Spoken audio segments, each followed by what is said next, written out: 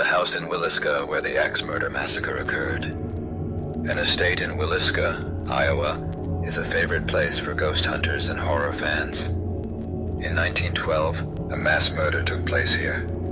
6 children and 2 adults were hacked to death with an axe by unknown assailants. It is still unknown what exactly happened that night. In 1994, the house was purchased by new owners, and as a result of restoration, the estate acquired the appearance of the very place of the tragedy of 1912. So the house was turned into a tourist attraction, and now you can stay here overnight for $428. Visitors to the hotel often note that the house is doing all sorts of devilish things, such as a ghost with an axe and children's screams.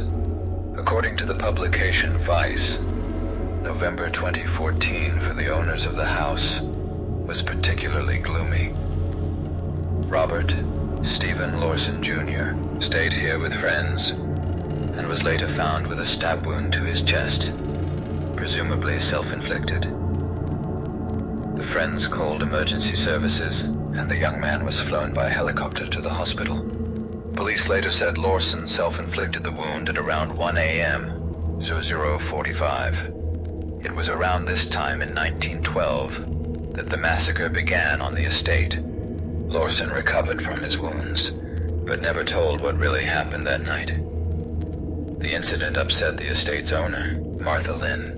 Of course, the house got publicity, but not in the way I had envisioned. I wouldn't want visitors to come here fearing that something like this might happen to them. The house is still open to tourists today, day and night, exorcising demons. In August 2016, 26-year-old Kennedy Ife from London had a bout of aggression.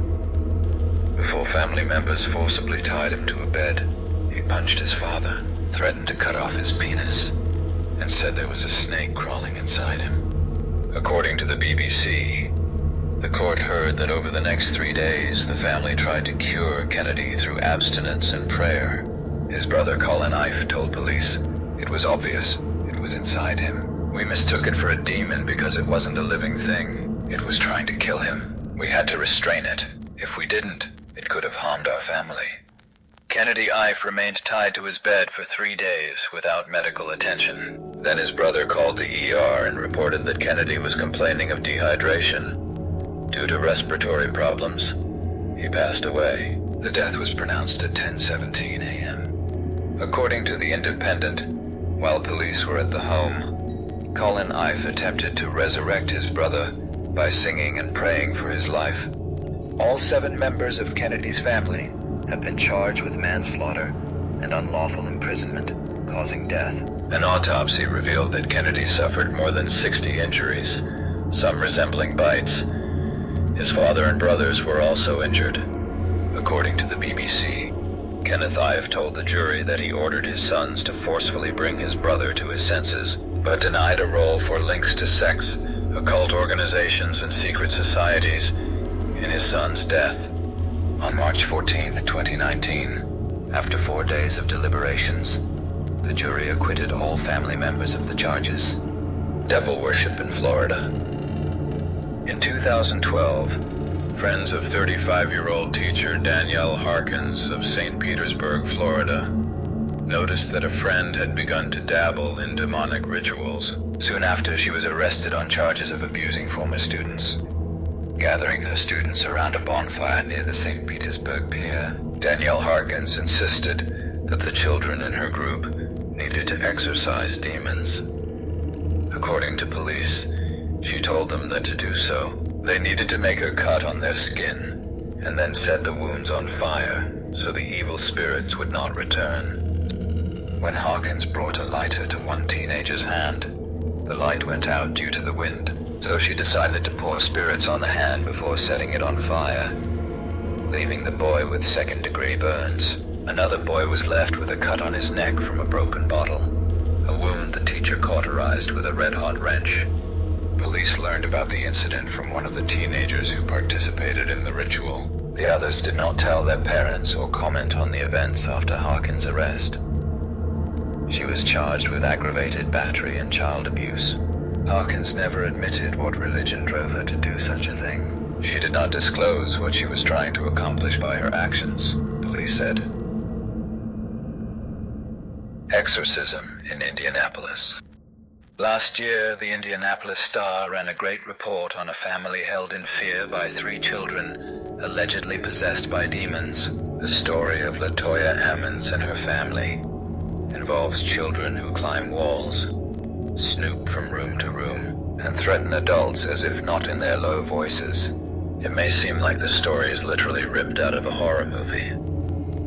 However, all of these events have been corroborated by nearly 800 pages of official reports obtained by the Indianapolis Star and confirmed in numerous interviews with police, psychologists, family members, and a Catholic priest. One of the most gruesome sections of the report contains testimony from Walker, the 9-year-old boy's babysitter. She described how the child grinned strangely and went backwards up the wall to the ceiling. He then flew over Campbell and landed on his feet. In another passage, we read how a 12-year-old girl told a psychiatrist that she felt something strangling her and squeezing her so that she couldn't speak or move. She allegedly heard a voice telling her that she would never see her family again and would pass away for 20 minutes.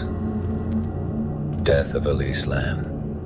Elise Lamb was last seen on January 31st, 2013, in the lobby of the Cecil Hotel in downtown Los Angeles. She was vacationing on the West Coast, making notes about the trip on her blog and communicating with her parents every day. On Jan 31, those calls stopped. Lamb had disappeared. Soon the police began a search, and her parents arrived. They found nothing. In February of the same year, the LAPD published surveillance videos that captured Lamb before her disappearance. The footage shows Lamb acting strangely in an elevator, talking to unseen people, peering out from behind a door, crouching in a corner, and opening and closing a door. More questions arise after this video. What is it? A nervous breakdown? Demonic possession? Unknown people who were out of the camera's view? Around the same time, hotel guests began reporting problems with the Cecil Hotel's water supply. The CNN report included comments from a woman who was at the hotel throughout the investigation. The showers were horrible. Sabina Bogue said, "You open the faucet. First black water flows for a few seconds and then normal water. The water tasted nasty," noted Bogue. "Horrible sweetish odor. Very strange. I can't even describe it." During the week, the guests never complained. "We didn't think about it," she said. "We figured it had always been like this here." On the morning of February 19, a hotel employee went up to the roof and inspected the water storage tanks. That's where authorities discovered the decomposing nude body of Lamb, whose personal belongings were found nearby. After an autopsy, her death was ruled accidental. That said, the strange thing was that the tank had a metal latch that could be opened, but the administration said access to the roof was protected by an alarm and lock. The single-room hotel has a highly unusual history. Night hunter Richard Ramirez, convicted of 14 murders in the 1980s, lived on the hotel's 14th floor for several months in 1985. And serial killer Jack Unterweger is suspected of killing 3 prostitutes in 1991. That's when he lived in Cecil. He committed suicide in prison in 1994. In 1962, a hotel guest jumped out of a hotel window, killing herself and the pedestrian she landed on. In February 2021, the series Crime Scene: Disappearance at the Hotel Cecil was released on Netflix.